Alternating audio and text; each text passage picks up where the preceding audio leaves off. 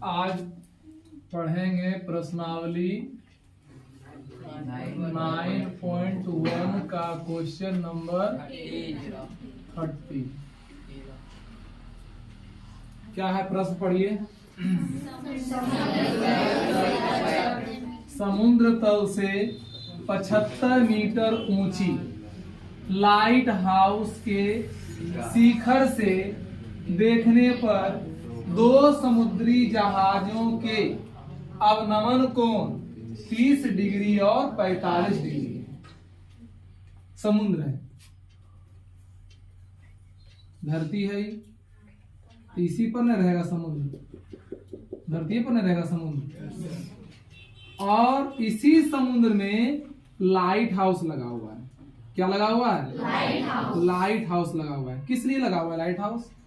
कि समुद्र में जहाज का आवागमन होता है तो कुहासा होती है या अंधेला होती है तो उसमें चलने में दिक्कत होता है, इसके लिए लाइट हाउस रहता है। बहुत बड़ा बड़ा लाइट रहता है समुद्र में लगा हुआ। तो यही लाइट हाउस से जो है दो जहाजों का, दो जहाज है, जहाज तो ढेर हो, लेकिन बात हो रही है दो जहाज की। मान लीजिए एक जहाज ये है, नाव की तरह बना देते हैं, और एक जहाज ये है, मान लीजिए ये जहाज है। ए बी है लाइट हाउस। लाइट हाउस की ऊंचाई कितनी है? 75 मीटर। कितनी है? 75 मीटर है लाइट हाउस की ऊंचाई। इस हाउस के शिखर से, यहां से शिखर है, यहां लाइट लगा हुआ है नीचे की ओर, इस तरह से लाइट लगा हुआ है, ये प्रकाश दे रहा है इधर। शिखर से देखने पर दो समुद्री जहाजों के अवनमन कोण, एक समुद्री जहाज यहां है, एक समुद्री जहाज यहां है, ये दोनों का अवनमन कोण 30 और 45 है।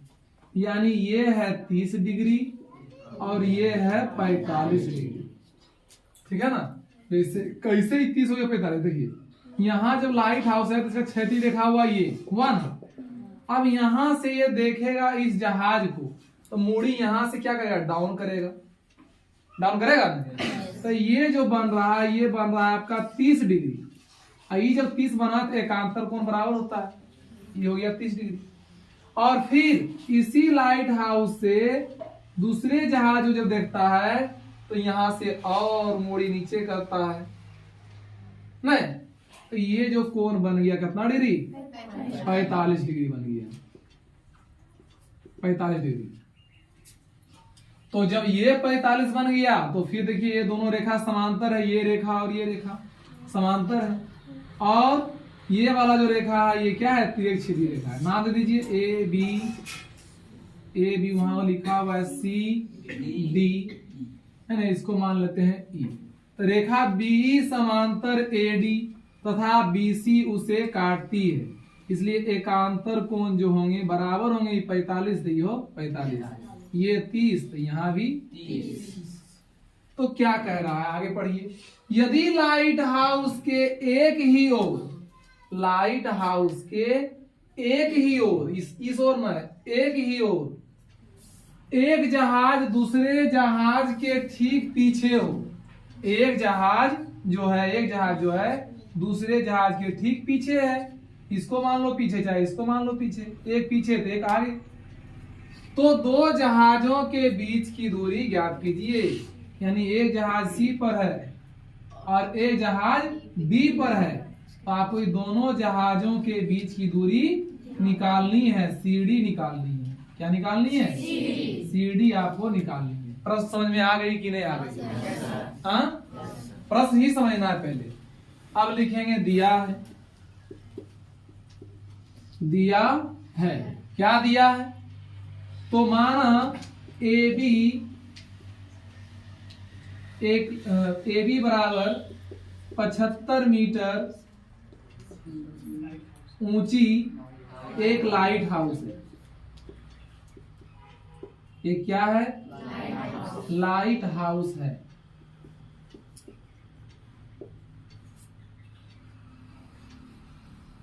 जिसके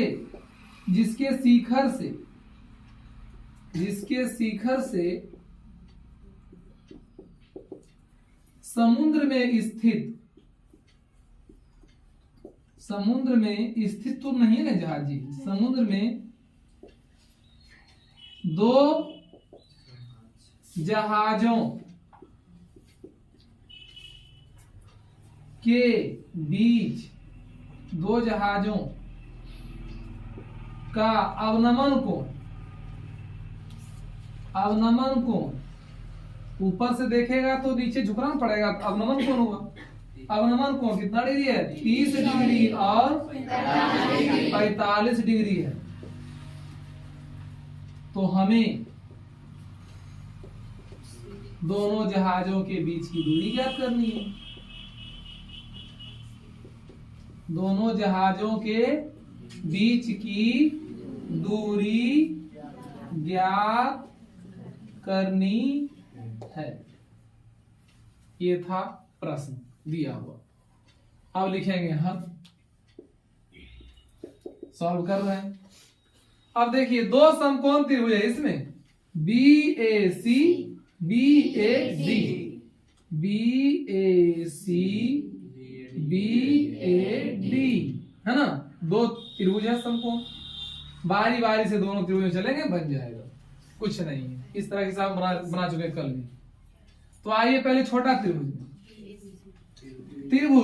BAC में, त्रिभुज BAC में tan 45 डिग्री बराबर, tan 45 डिग्री बराबर लंब बटे, सब में tan आ रहा है ना। चलिए AB आधार क्या है? AC। tan 45 का मान बताइए। AB कितना? 75। और AC AC बराबर 75। किसको कहाँ दिक्कत? पूछिए, किसी को कहीं दिक्कत है? नहीं है दिक्कत? नहीं है तो आगे चलिए। अब समकोण त्रिभुज BAD में tan 30 डिग्री बराबर क्या होगा?